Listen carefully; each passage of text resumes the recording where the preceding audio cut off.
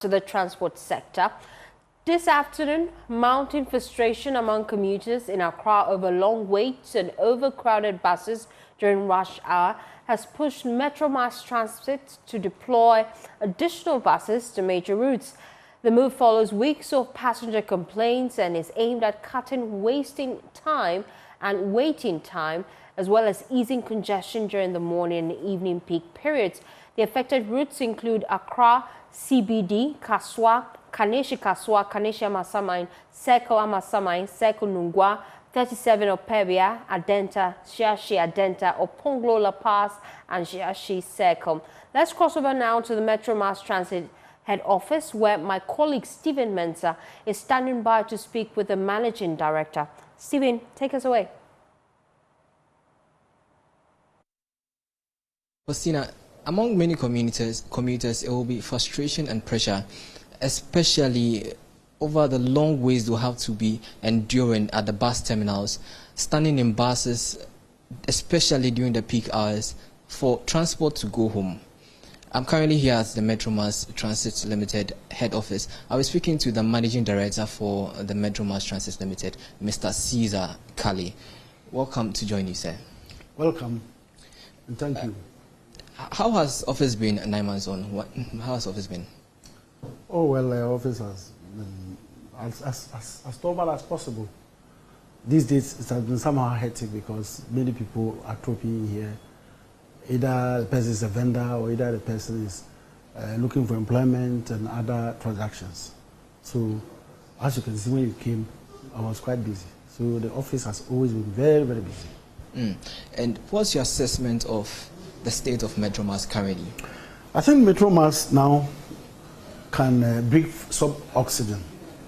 You know, hitherto before we actually took over, at the time we took over, Metro Mass was in a sorry state, panting for breath, because so many things were not adding up. But since we took the office, we've been able to put pragmatic measures in place, and now at least Metro Mass can have a sigh of relief. When you say a sorry state, what do you mean? Yeah, what I mean by a sorry state is that at the time we came, we realized that there were so many things that were going on that were not actually, making Metro Mass to succeed. The first and foremost of it is that, in fact, the workers' welfare was just nothing to write home about. And if we're in an organization like Metro Mass and your workers who actually put up their output to bring in the needed revenue, if they are not motivated, what happens? So first of all, we needed to see how best we would turn that narrative. The second thing was that we realized that even the mobilization of resources was, not as it should be, because there was a lot of financial leakages. Because the system put in place to collect revenue in terms of ticketing and our parcels were not strong enough. My predecessors had introduced an IT solution which they use in we call electronic ticketing, but it was not covering all the 100% of our operations, just about 40 to 50%. And haven't recognized that we can only make revenue to increase if we can go 100%. We needed to just come in to fill the gap. As I speak, at least our revenue mobilization through the electronic means is about 95% coverage. We are still battling to get it 100%. I know you understand what I'm talking about, because now if you are going to enter Metro Mass to any place, you'll be given a card.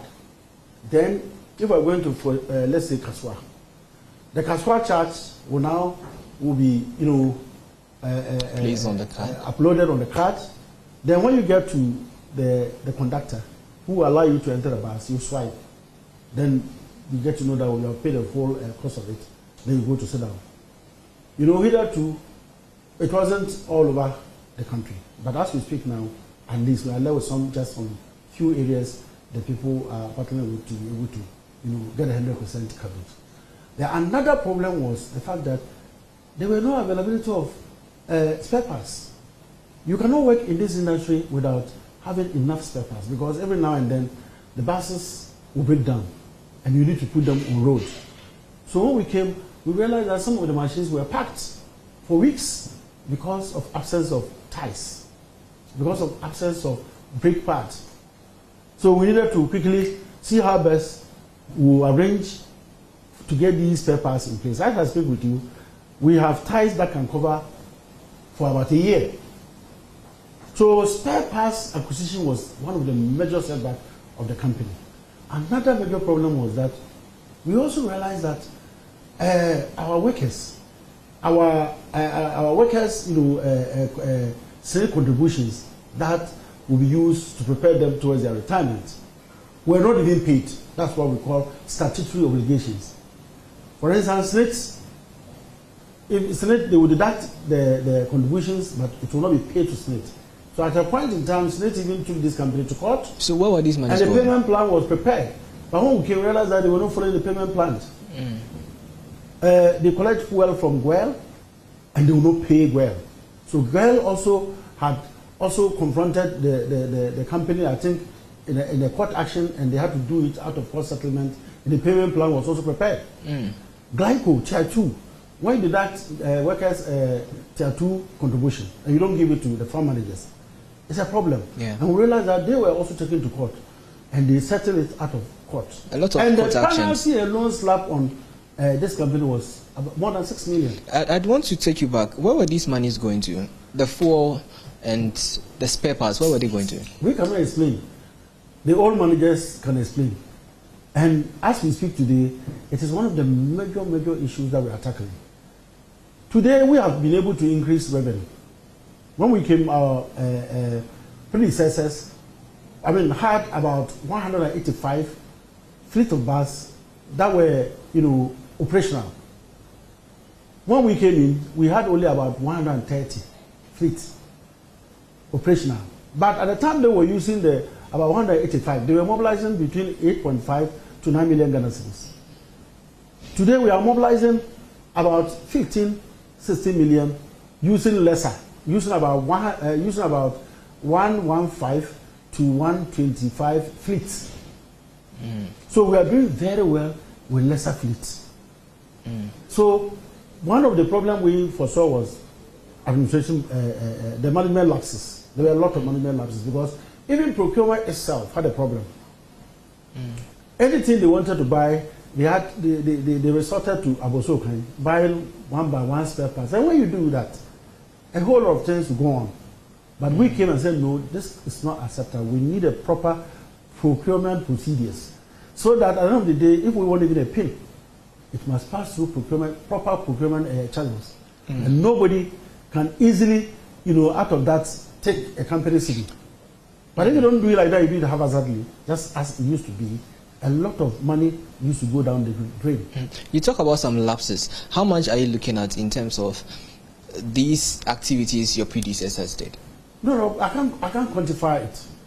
But we can only detect it or determine it through the end of the month, how much you have been able to mobilize. Because if at the end of the month you are able to mobilize only just between 8.5 to 9 million.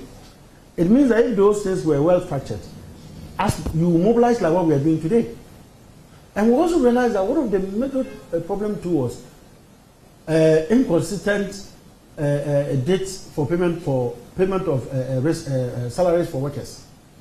They were paying salaries at the end of the month in bits.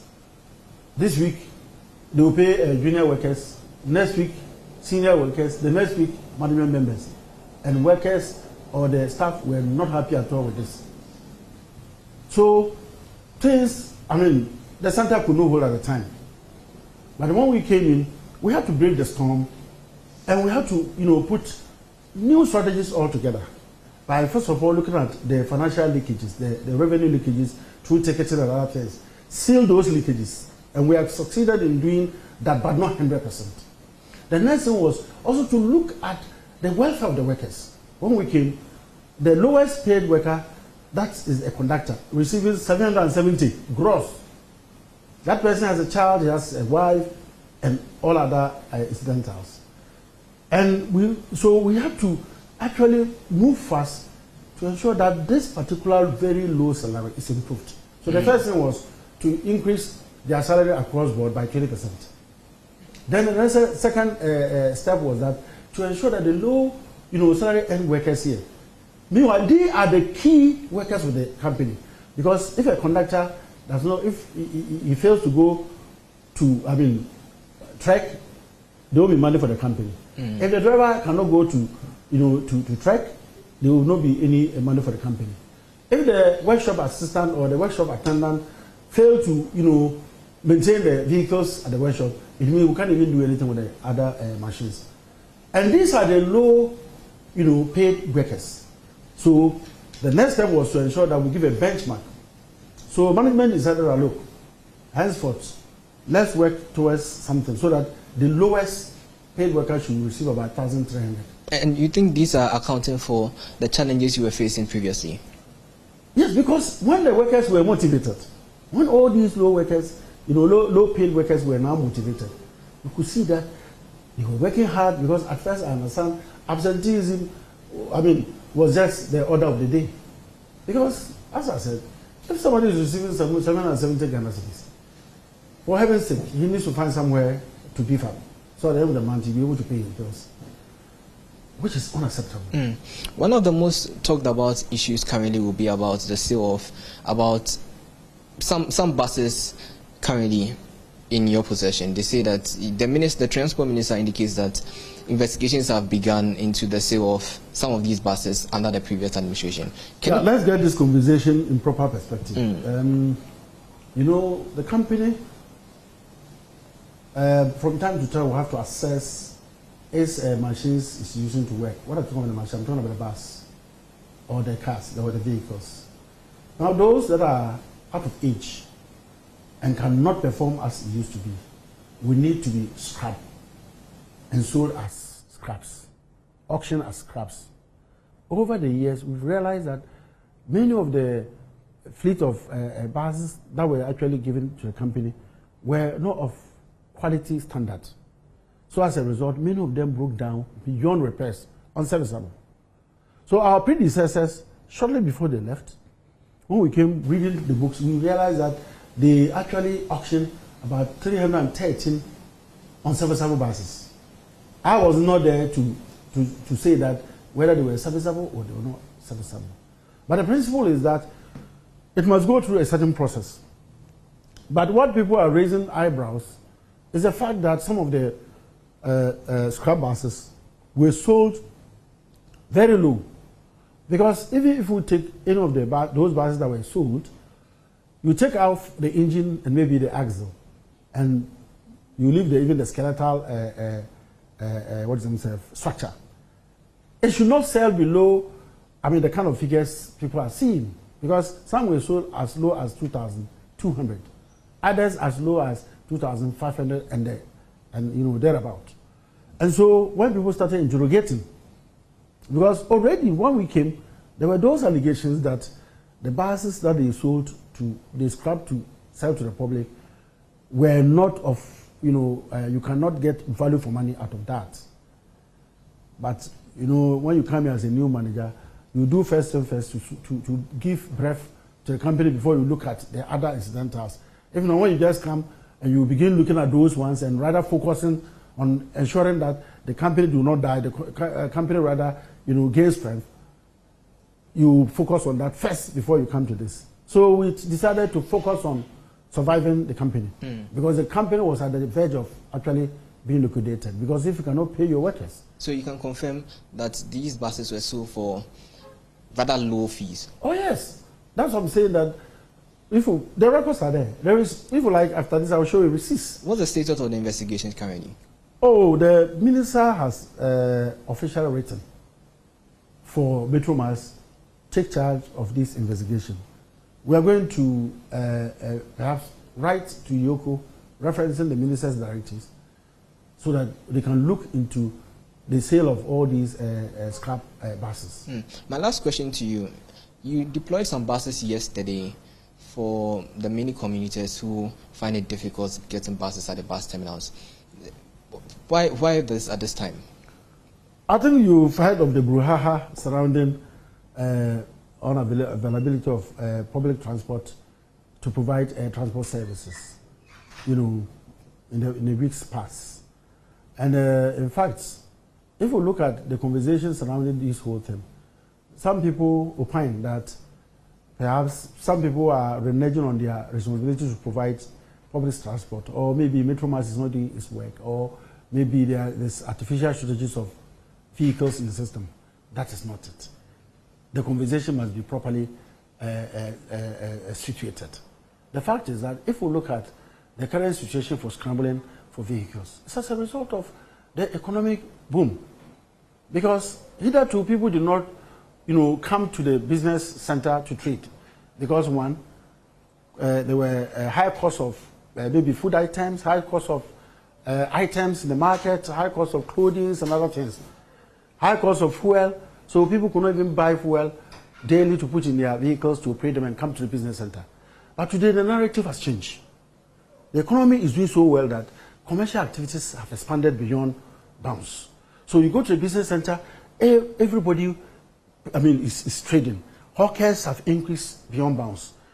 Commuters have increased because everybody can now come to the business center and buy food items, buy clothes and other things, and go home with it. So it is as a result of the economic expansion leading to expansion of commercial activities. Many people come to the business center, and in the evening at this time they must go back. Now if they are going back, there will be more demand for vehicles or transport services. And for that matter, the supply of vehicles will actually, the demand for vehicles will outstrip the supply of vehicles. That is the current situation. Metro Mass, we are not just only providing bus transport services to only urban cities. We are intercity and we are intracity. We provide mass transport to the rural folk, the underserved communities. And we are also providing mass services to metropolitan, places like Accra. And so our services are across the country. And because of that, we needed to take this, urgent measures to beef up these operations, to ease up the scrambling that is going on. And that's why every evening, when some of the vehicles return to our yard here, we deploy them, reroute them to these various stations, going to, Kaswa, from the business city, going to, Amasaman and beyond, and from here to Tema, and from here to Adenta, just to help ease the congestion and the scrambling that is going on. I want you to take me through the buses, the routes they'll be going to. Yeah, so currently, maybe when you are going, you can decide to capture them. Yesterday we deployed about, I think 17 buses were deployed. This evening they are going to repeat those. And we started this law today. But people don't know. For now, maybe when it's 5, they'll begin going to the various stations. From Circle to through, Shashi, and going that direction, Adenta, Medina. Then there will be one also moving from Kimbu, from here going to Amasaman, Pokwase, that direction. And from Kimbu side, and even our yard here, some going to Kaswa. Indeed, about here, after our yard here, sometimes about 4 or 5 buses move from here to Kaswa. So all the major routes within the Accra enclave, we have bus to support commuters. What is making the work difficult is that, as I told you, because of the huge numbers of private vehicles in the system, it causes a lot of traffic. So for a bus to go to maybe Medina and come back and pick other commuters, it cannot easily come. By the time it gets here, it's late. So instead of using maybe 1 hour 30 minutes to go to Medina and come back, it will use about 4 or 5. My colleague Stephen Mensah there engaging the management of Metro Mass Transit, the managing director. Let's take you now here to another part, also dealing with the transport issue. The AMA head office, my colleague Fatal Bayaga is there because the Ghana Private Road Transport Union, they've launched an operation at Ablekuma. They've arrested about 15 drivers for allegedly charging multiple fares. The task force says this is part of a broader measure to tackle the growing driver indiscipline in our roads. Fatal, you're on the grounds. Where are you right now? What can you report? Firstly, I'm standing in front of the Accra Metropolitan Assembly, where the GPRTU's task force is preparing a major hand for drivers who are operating illegally around this place. So, according to the task force, many of the drivers come here, and from here to Medina, they charge 10 cedis instead of the normal fare. So that's the reason why they are here this evening to hand some of these drivers to ensure that they address the challenge. But today it's been a very hectic day for them. They've been touring a number of places. They went to Ablekuma, where they arrested 15 drivers, and they say that these drivers will be put before court in order to serve as a deterrent to other drivers who are doing this. In fact, the union says that this is a major concern for them, and they've received complaints for a number of people who say that it's their members who are doing that. But the 15 drivers they arrested today, it was just one person who was a member of the union. The other persons, they described them as floating drivers. So they say that generally some unscrupulous people are denting the image of the union, and that's exactly the reason why they are now working relentlessly in collaboration with the government, particularly the transport ministry, in order to address this situation. So behind me, a number of officers of the GPRTU are here, and what they tell me is that very soon they will begin a major hand for these drivers. In fact, one of them disguised himself, joined one of the buses, and they are monitoring that as and when the conductor charges exorbitant or unapproved fare, they would arrest that driver. And I'm told that this is going to continue from here. They will move to 37 and many other areas, and they say that they are going to leave any stone unturned in terms of tackling this growing challenge, which has over the period left many commuters stranded, particularly in the morning and then in the evening. So firstly, that's been the situation here, and we are monitoring all the developments, and we'll bring that to our audience. Thank you so much for Tao Bayaga.